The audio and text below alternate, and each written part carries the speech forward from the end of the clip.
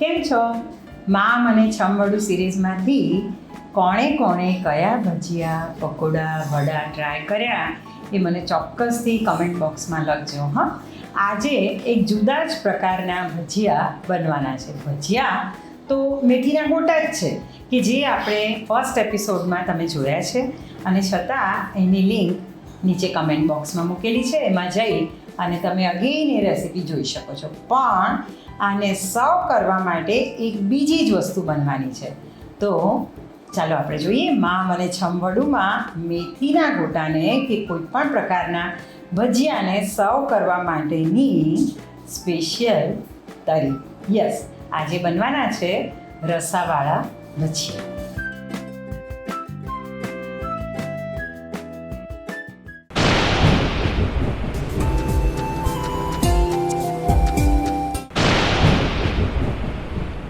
એક પોટમાં 3 ટેબલસ્પૂન જેટલું Fortune cotton light oil લીધું છે. ત્યાર પછી એમાં વઘાર કરીશું તમાલપત્ર, તજ, લવિંગ, જીરું અને હિંગ. ત્યાર પછી 1 ટેબલસ્પૂન લીલા મરચાં વાટેલા, 1 ટેબલસ્પૂન આદું વાટેલું. ત્યાર પછી અડધો કપ જેટલી ફાઇનલી ચોપ્ડ ઓનિયન. લસણ લેવું હોય તો એ પણ 1 ટેબલસ્પૂન જેટલું લઈ શકો છો. 1 ચમચી હળદર, 2 ચમચી ધાણા જીરું, 1 ચમચી ગરમ મસાલો, અડધી ચમચી મરી પાવડર અને 2 ચમચી ભરી અને લાલ મરચું પાવડર ઉમેરીશું. સરસ રીતે એને મિક્સ કરી સાંતળી લઈશું. મસાલો બરાબર શેકાઈ જાય એ રીતે એને કન્ટિન્યુઅસ સ્ટર કરવાનો છે. હવે એમાં દેશી ચણા લઈએ છીએ. ઓવરનાઇટ એને સોક કરી સવારે પ્રેશર કૂક કર્યા છે. મીઠું નાખી અને 8 વિસલ માટે પ્રેશર કૂક કરવાના છે. હવે 1 લીટર જેટલું પાણી ઉમેરીશું. સ્વાદ પ્રમાણે મીઠું ઉમેરી બરાબર એને હલાવીને મિક્સ કરી લઈએ.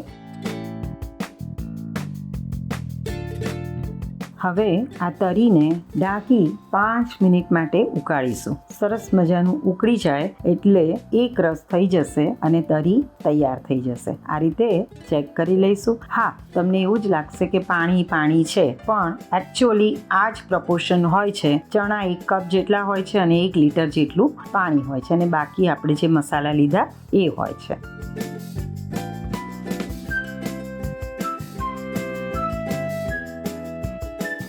હવે તરી ઉકળી ગઈ છે. એને સરસ રીતે હલાવી ચણા પણ આવે પાણી પણ આવે એ રીતે એક બોલમાં સર્વ કરીશું.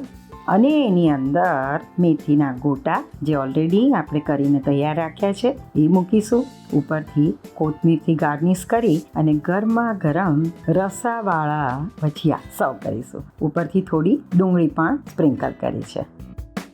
તો કેવી લાગી રેસીપી ચોક્કસ જણાવજો. બનાવજો, બહુ જ ભાવશે. આઈ એમ શ્યોર અબાઉટ.